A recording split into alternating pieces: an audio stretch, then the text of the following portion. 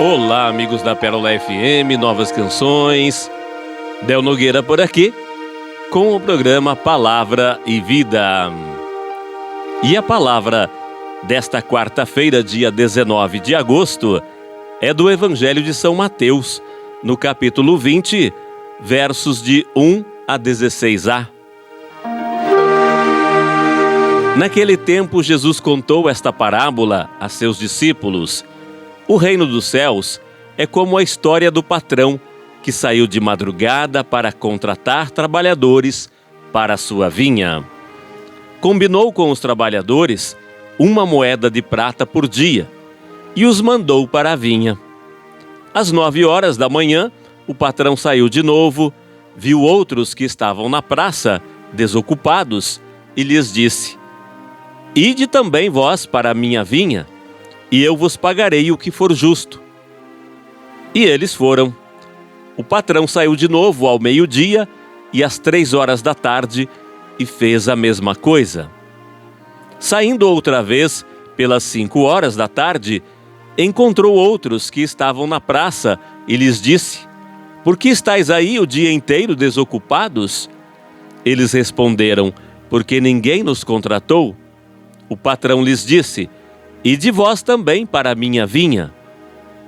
Quando chegou a tarde, o patrão disse ao administrador: Chama os trabalhadores e paga-lhes uma diária a todos, começando pelos últimos até os primeiros.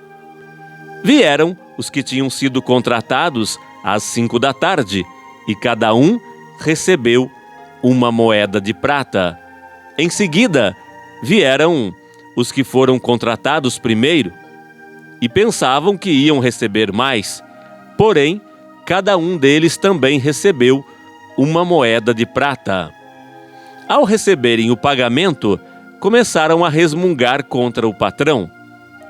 Estes últimos trabalharam 1 hora só, e tu os igualastes a nós, que suportamos o cansaço e o calor o dia inteiro? Então o patrão disse a um deles: Amigo, eu não fui injusto contigo. Não combinamos 1 moeda de prata? Toma o que é teu e volta para casa.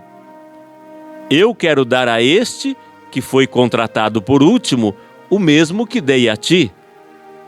Por acaso não tenho o direito de fazer o que quero com aquilo que me pertence?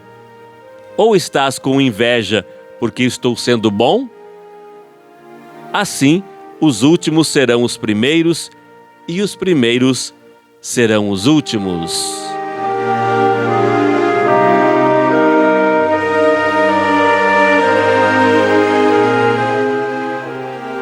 Os que acolheram Jesus como Messias reconheceram que ele era o Filho de Deus unigênito. Perceberam que sua vida, suas atitudes, que a sua morte e ressurreição manifestavam com grande clareza quem era o Deus que havia se revelado a Israel. O Filho é quem sabe quem é o Pai. E o Filho revelou que o Deus único que Israel conheceu é Pai. Um Pai amoroso, não simplesmente um Senhor poderoso e justo. Um pai de família, preocupado com os seus filhos, não um fiscal marcando o que a gente faz de bom ou de ruim. Pai não só dos filhos de Israel, mas Pai amoroso de cada pessoa humana, nascida à sua imagem e semelhança. Pai que é Deus, junto com o Filho. E os dois nos comunicam uma terceira pessoa, o Santo Espírito. Os três compondo a Trindade Santa, o único Deus. E pela obra de Jesus, o Pai dá a cada filho o seu Espírito. Assim, quem se une a Jesus pelo batismo, recebe a adoção filial, fica também filho de Deus. A maior parte dos religiosos do tempo de Jesus se irritou com essas coisas que Jesus revelou sobre Deus. Jesus mostrava com suas palavras e suas atitudes que Deus estava mais preocupado com as pessoas do que com as leis, do que com as normas, por mais religiosas que fossem essas leis. Os fariseus viam nisso uma falta de respeito ao sábado, uma coisa tão sagrada para louvar a Deus. E Jesus mostrou que o que mais agradava a Deus era amar o irmão necessitado, com atitudes e obras, como o fez o samaritano da história que ele contou. Sacerdotes e levitas, a turma do templo, ficaram com raiva dessa história. Nela, eles é que não acudiram o pobre. Quando prenderam Jesus, a principal acusação no Sinédrio foi que Jesus se dizia filho de Deus. O que Jesus revelou sobre Deus foi o que mais escandalizou o seu povo. E isso abalou o modo deles crerem e de organizarem a vida em sociedade. Aí é que entra a parábola dos vinhateiros, contratados em várias horas do dia. Chegou o tempo da colheita da uva, a chamada vindima. Muita gente não tinha mais a sua terrinha para trabalhar e ia trabalhar na terra dos outros. E ficava-se esperando na praça da cidade algum contratante. O dono de uma vinha passou às 6 da manhã e contratou um grupo. Acertou a diária e passou pela praça mais outras vezes, sempre contratando para o trabalho, mas sem marcar o preço. Às 9 da manhã, ao meio-dia, às 3 da tarde e de novo passou às 5 da tarde, 1 hora antes de terminar o serviço. E levou mais um grupo. O pagamento era no fim do dia. Na hora de pagar, começou pelos últimos e pagou 1 diária. Ficou todo mundo surpreso.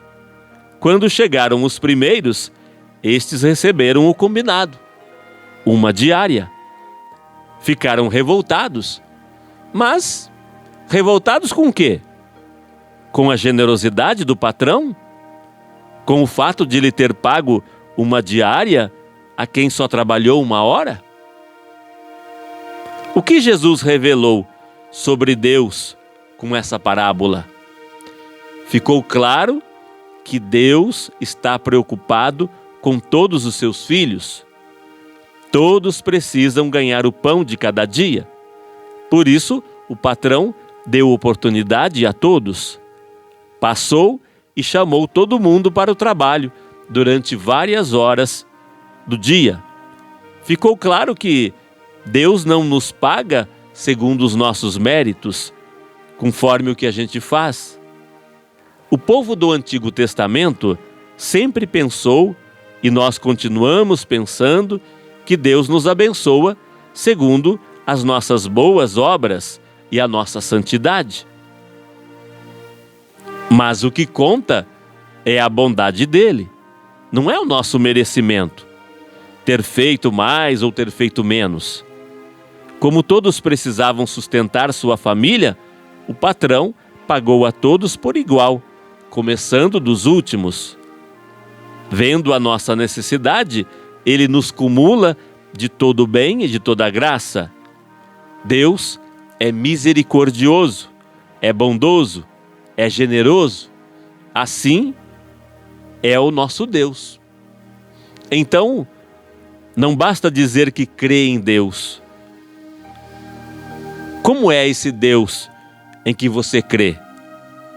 Jesus nos revela quem é esse Deus maravilhoso que fez aliança com Israel em vista das nações da terra e enviou Jesus como nosso Redentor.